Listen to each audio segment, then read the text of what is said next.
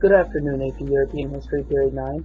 So, I'm Joshua Voice, and I'm going to be teaching you about utilitarianism.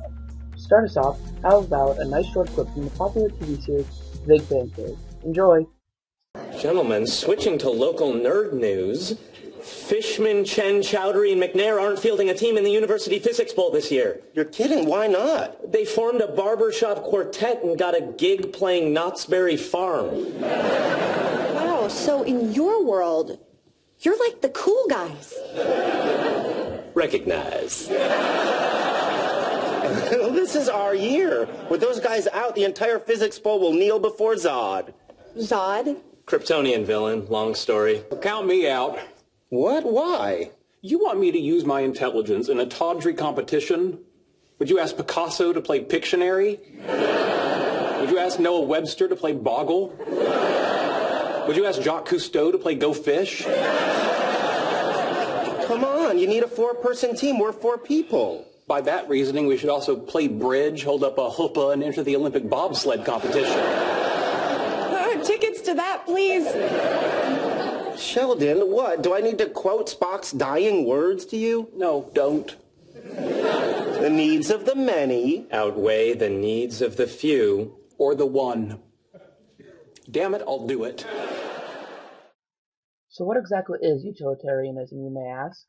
Well, according to Merriam-Webster Dictionary, utilitarianism is a doctrine that the useful is the good and that the determining consideration of right conduct should be the usefulness of its consequences. Specifically, a theory that the aim of action should be the largest possible balance of pleasure over pain or the greatest happiness of the greatest number. well, I don't know about you guys, but to me that sounds like a pretty confusing definition. Let me try and make it a bit simpler. Utilitarianism is a philosophy that basically believes that the ends justify the means. Basically, the general concept is as follows. The morality of an action, under the concept of utilitarianism, is determined based on the impact of the action, not the action itself. Another big tenet of this philosophy, this idea, is that we must do what does the most good for the most amount of people. It's not just about doing good for the most people, but it must also qualitatively be the most good as well. Basically, do whatever makes the most people the happiest. So according to the concept of utilitarianism, the morality of a decision is decided by breaking that decision down into its positive and its negative impacts. Let's take a decision that I'm sure no one in this class would ever make, not doing homework. So in the plus column, you have your positive impacts. You might be able to get a little bit more sleep, or maybe you might be able to watch a little bit more TV. But then if you look at the negative column, we find the fact that you might find your grades dropping, you could lose the trust of your teacher, and next thing you know, you could lose all the knowledge in your head and end up like this lady. Needless to say, no one really wants that. So basically, since there are more negative impacts than positive impacts, then it is an immoral decision. It is a simple numbers game in regards to the concept of utilitarianism.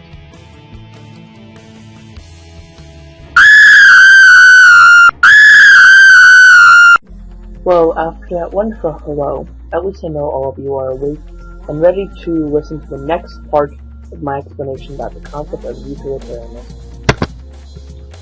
The biggest problem with utilitarianism is, how do we know exactly what will make people happy?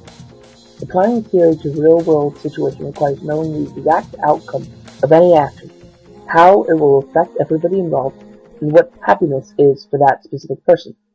That's really hard, even arguably impossible. So this rule utilitarianism instead of act utilitarianism distinction is proposed.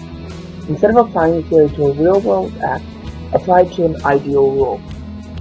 Dealing with rules as abstractions without specific individuals and chaotic factors make it a whole lot easier to quantify happiness outcomes. Most laws could be examples of rule utilitarianism.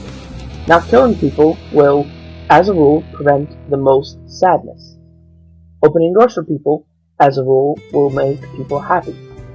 Examples of act utilitarianism are specific actions. Not killing a specific person will prevent sadness for that person's family. Opening the door for the lady carrying the box will make that specific lady happy. So now that you know actually what utilitarianism is, you rewatch the end of the Big Bang Theory clip I showed you at the beginning of my presentation, will you be able to spot which part of it identifies with this philosophy? Let's watch it and see. Count me out. What? Why? You want me to use my intelligence in a tawdry competition? Would you ask Picasso to play Pictionary? Would you ask Noah Webster to play Boggle? Would you ask Jacques Cousteau to play Go Fish? Come on, you need a 4-person team. We're 4 people. By that reasoning, we should also play bridge, hold up a chuppah, and enter the Olympic bobsled competition. Tickets to that, please. Sheldon, what? Do I need to quote Spock's dying words to you? No, don't. The needs of the many outweigh the needs of the few. Or the one. Damn it, I'll do it. And there you have it, ladies and gentlemen, the concept of utilitarianism. Thank you for watching.